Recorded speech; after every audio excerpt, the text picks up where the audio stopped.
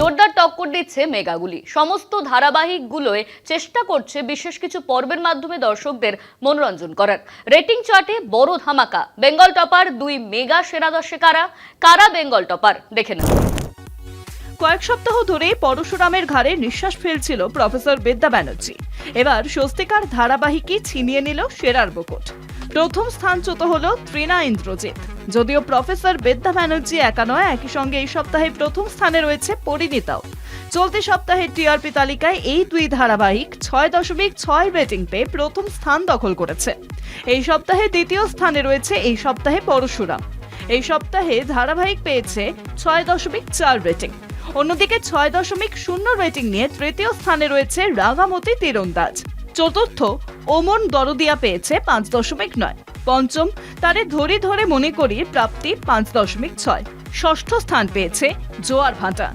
নবমের তফাতে সপ্তম স্থানে রয়েছে আমাদের দিদিমণি।